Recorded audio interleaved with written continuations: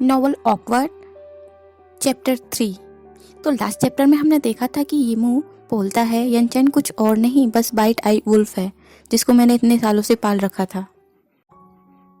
अब यीमू को 1 महीना हो चुका था और उस पर इकोनॉमिकल प्रेशर भी पड़ रहा था और वो थोड़ा सा संभल भी चुका था। इसीलिए उसने मीडिया कंपनी अप्लाई किया जॉब के लिए।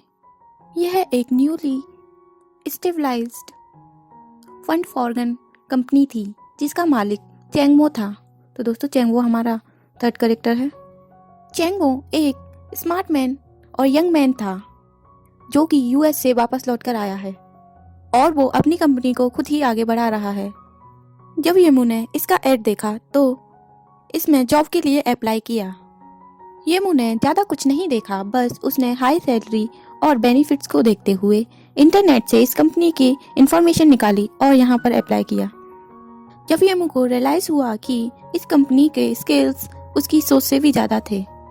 जब वह कंपनी पहुंचा तो उसको एक राउंड सिलेक्शन के बाद में भी 1 घंटे इंतजार करना पड़ा और उसके बाद वो कंपनी के मालिक चेंगमो से मिला। चेंगमो यीमू की सोच से ज़्यादा यंग था। वो लगभग 20 ईयर का था। उसने वाइट कलर की शर्ट पहनी हुई थी और उसका यंग टेम्परामेंट और हैंडसम फेस दोनों ही मैच कर रहे थे। यीमू चेंगमो के अपोजिट बैठ जाता है और चेंगमो की डार्क आइज उसे देख रही होती हैं और बहुत ही काम दिखाई दे रही होती हैं। यीमू ने कुछ नहीं बोला, बस उसने इतना बोला कि सैलरी हाई है। चेंगमो ने अपनी आंखों को छोटा करते हुए यीमू की तरफ देखा और उससे बोला, और कुछ? यीमू ने चेंगमो की ओर देखा और कामली जवाब दिया, वेलफेयर इज गुड। चेंगमो ने यीमू के रिज्यूम की ओर देखा और शौक में बोला, तुमने लोटो में इतना अच्छा काम किया, फिर तुमने वहां से रिजाइन क्यों किया? यीमू ने चेंगमो की ओर देखते हुए शांति से बोला, बस मैं अपना एनवायरनमेंट चेंज करना चाहता था। चेंगमो मजाक में हंसता है और यीमू की ओर देखता है, तुम इधर क्यों आए? क्या वो लोग तुम्हारे प्रति ईमानदार नहीं थे? यीमू कुछ नहीं बोलता और अपनी आंखों को झुका लेता है। चेंगमो भी उसे फोर्स नहीं करता और बड़ी आसानी से पूछता है, क्या तुम यहाँ पर स्टेबलाइज कर पाओगे? यीमू बोलता है, हाँ ठीक है। चेंगमो ने पेपर्स पर साइन किए और कहा, ट्रायल पीरियड 3 मंथ का है, मैं तुम्हें कल रिपोर्ट करूंगा। यीमू कोई सरप्राइज नहीं था। वो उठा और उसने थैंक यू बोला और पोलाइटली उठा और दरवाजे से बाहर निकल गया। चेंगमो उसको जाते हुए देख रहा था। वो अपनी आंखों को उठाता है और बोलता है, तुम्हें क्या लगता है इस पर्सन की बिजनेस एबिलिटी कैसी होगी? यह बात वह अपने पास में खड़ी हुई सेक्रेटरी लियू से बोलता है। चेंगमो की बात सुन के लियू ही रेस्पेक्टफुली टोन में आंसर देती हैं और बोलती हैं, मिस्टर चेन आप चिंता ना कीजिए, मैंने इन्वेस्टिगेट कराया है इनसाइड और आउटसाइड। यीमू हैव लॉट्स ऑफ एबिलिटी और वो आउटस्टैंडिंग है बिजनेस में। चेंगमो अपनी आंखों को छोटे करते हुए बोलता है, इससे कोई फर्क नहीं पड़ता, लेकिन ये बहुत इनसेंसिटिव है। लियो ही रेस्पेक्टफुली बोलती है, उनको थोड़ी इमोशनल प्रॉब्लम चल रही है, तो शायद अभी वो उसी स्टेट में होगा। चेंगमो ये बात सुनकर बोलता है, मुझे भी एक लड़की द्वारा डंप कर दिया गया है, लेकिन ऐसा क्यों किया गया वो नहीं पता मुझे। लियोई कोई आंसर नहीं देती और चुपचाप खड़ी रहती है। चेंगमो लियोई की तरफ देखते हुए कहता है, मुझे तुमसे कुछ कहना है। लियोई खांसती है और बोलती है, हाँ। चेंगमो बोलता है, क्या तुमको कभी किसी मैन ने डंप किया है?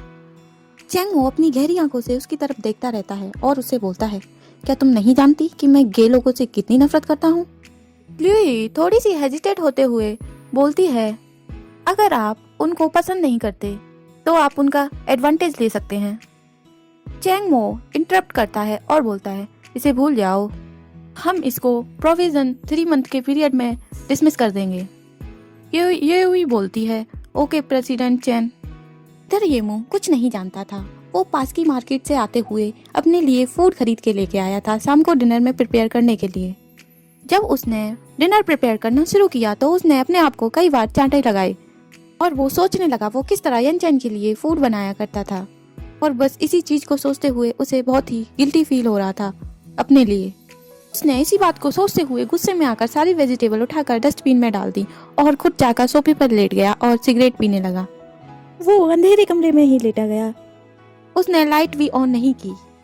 अचानक से उसके फोन की लाइट ऑन होती है। येमू फोन की ओर देखता है और देखकर शॉक हो जाता है। उस पर नाम लिखा था यनचेन। उन दोनों ने ब्रेकअप के बाद से अभी तक कोई भी कांटेक्ट नहीं किया था, मगर इस फोन की रिंग को सुनते हुए येमू पैनिक होने लगता है और इसका दिल जोर जोर से धड़कने लगता है। वो कहना चाहता था कि वो थक चुका है और वो अब उसे प्यार नहीं करता, मगर जब उसने कॉल उठाया तो वो जानता था वो कितना भी झूठ बोल ले, लेकिन ऐसा नहीं है। वो अब भी यनचेन को पसंद करता है और मन ही मन वो चाहता है कि यनचेन भी उसको याद रखे। वो जानता है कि ये बहुत चीप है, लेकिन वो फोन की स्क्रीन को देखते हुए बहुत ही उदास हो जाता है और उसकी उंगलियां कांपने लगती हैं और कांपते हुए ही वो कॉल रिसीव करता है और वो घबराते हुए बोलता है, हे। यनचेन की मैग्नेटिक आवाज सुनाई देती है और वो बोलता है, येमू। येमू नहीं जानता था कि उसे क्या कहना है और उसे क्या कहना चाहिए, इसीलिए वो कुछ नहीं बोलता और चुप ही रहता है। यनचेन बोलता है, तुम कहाँ हो रिसेंटली और कैसे हो तुम? येमू नॉर्मली बोलने की कोशिश करता है और बोलता है, हाँ सब ठीक है। यनचेन बोलता है और फिर शांत हो जाता है। येमू अपने इमोशंस को काम करता है और बोलता है, क्या हुआ, क्या कोई मैटर है? यनचेन बोलता है, हाँ मुझे कुछ कहना है।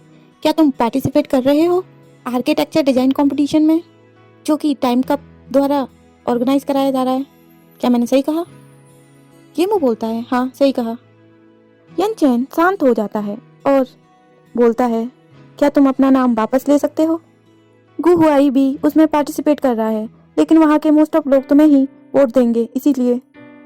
येमू ये बात सुनकर कुछ नहीं बोलता और वो फोन कट कर देता है। कॉल कट करने के बाद येमू सिगरेट जलाता है और सिगरेट पीना शुरू कर देता है और पूरी रात वो सिगरेट ही पीता रहता है और वो पूरी रात सो भी नहीं पाता। दूसरे दिन वो टाइम कप एसोसिएशन से कांटेक्ट करता है और अपना नाम विड्रॉ करा लेता है। एसोसिएशन वाले सुनकर सरप्राइज होते हैं। येमू अपने आप को स्लैप मारना चाहता था, मगर वो ऐसा नहीं कर सका। वो जानता था कि वो उससे ब्रेकअप कर चुका है, मगर फिर भी वो आगे नहीं बढ़ पा रहा और उसने उसी के लिए अपना नाम भी विड्रॉ करा लिया। वो जानता था कि उसको डंप कर दिया गया है और वो शायद यही डिजर्व करता था, ऐसा ही डिजर्व करता था, इसीलिए तो उसके साथ में ये सब हो रहा है। वो अपने बारे में ऐसे सोच रहा होता है। येमू के विड्रॉ करने के बाद से यनचेन ने कभी भी येमू को कॉल नहीं किया और ना ही कोई टेक्स्ट किया। इवन उसने सारे कांटेक्ट ब्रेक कर दिए। येमू यनचेन के इस व्यवहार से परिचित था और वो जानता था कि यनचेन ऐसा ही है। उसको ये जानकर कोई सरप्राइज नहीं हुआ। येमू अब हंसता है और हंसते हुए ही वो यनचेन का नंबर डिलीट कर देता है और उसको ब्लॉक लिस्ट में डाल देता है। वो जानता था कि यनचेन को इससे कोई फर्क नहीं पड़ेगा, वो एक मतलबी इंसान है। अब येमू ने अपना सारा ध्यान काम की ओर कर लिया था और यनचेन से सारा ध्यान हटा लिया था। वो दिन और रात काम के बारे में और अपने बिजनेस के बारे में सोचता रहता था और उसने अपने आप को काम में इतना झोंक दिया था कि वो नहीं चाहता था कि उसे एक मिनट भी मिले यनचेन के बारे में सोचने के लिए। इसीलिए वो दिन और रात काम काम काम के बारे में सोचता रहता था। कभी कभी तो उसे दिन और रात का भी पता नहीं चलता था और वो कई दिन तक सो भी नहीं पाया था और उसको इस बात का कोई एहसास नहीं था। उसके साथ के कुलीग उसके इस बिहेवियर को समझ नहीं पा रहे थे और वो शौक थे उसकी इस तरह की हरकतों से कि वो पूरा टाइम काम ही करता रहता है। और वो मन ही मन सोचते थे, ऐसा इंसान उन्होंने आज तक नहीं देखा। चेंगबो ने जब तीसरे महीने में येमू की रिपोर्ट देखी तो उसने अपनी आईब्रो ऊपर उठाई और शौक में वो देखता ही रह गया। ली यू इस बात को ऑब्जर्व कर रही थी और चेंगबो से बोलती है कि येमू का वर्क एफिशिएंसी बहुत हाई है। चेंगबो हंसता है और बोलता है, वर्क एफिशिएंसी बेशक हाई है, लेकिन इससे रिस्क है। इतना लगातार काम होने से इंसान बीमार भी पड़ सकता है और उसकी मौत भी हो सकती है। फिर उसके बाद में जो छुट्टियां होंगी उनका क्या?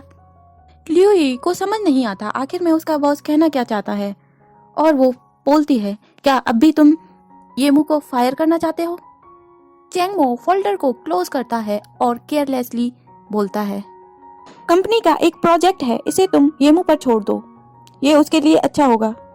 लियू की अडेप्टेबिलिटी बहुत अच्छी थी। वो उस बात को सुनती है और रिस्पॉन्स करती है और ऑफिस के बाद में वो सारी इंफॉर्मेशन मेल कर देती है। येमू बिजी होता है और वो रात में मेल को देखता है। दूसरे दिन मेल को देखने के बाद में वो मेल को खोलता है और उसको सारी इंफॉर्मेशन मिलती है। उसने देखा कि कंपनी की तरफ से ऑर्गेनाइज किया हुआ डिनर अभी इसमें होने में सिर्फ 4 घंटे बाकी हैं। के पास ज्यादा समय नहीं था, 1 घंटे के अंदर ही उसे बहुत कुछ करना था। वो अपना सारा सामान समेटता है और प्रोजेक्ट पर फोकस करता है।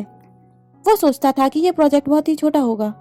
जब फोल्डर खोला तो देखा कि वो 300 मिलियन का प्रोजेक्ट था। होटल पहुंचते हैं और वेटर होटल का डोर खोलता है। जैसे ही वो होटल में अंदर जाते हैं और रूम के अंदर देखते हैं कि कई अमीर लोग बैठे हुए थे, उनमें से एक यनचैन भी था। यनचैन का हेयर कट उस पर बहुत ही अच्छा लग रहा था। यनचैन जब येमू को देखता है तो वो बहुत ही शॉक हो जाता है और यनचैन की ओर कोल्ड आइस की तरह देखता है। उसकी आंखों में येमू डिस्गस्टिंग फील हो रहा था। येमू सबको ग्रीट करता है और साइड में बैठ जाता है। इसी के साथ हमारा चैप्टर खत्म होता है। आगे के चैप्टर के लिए देखते रहिए।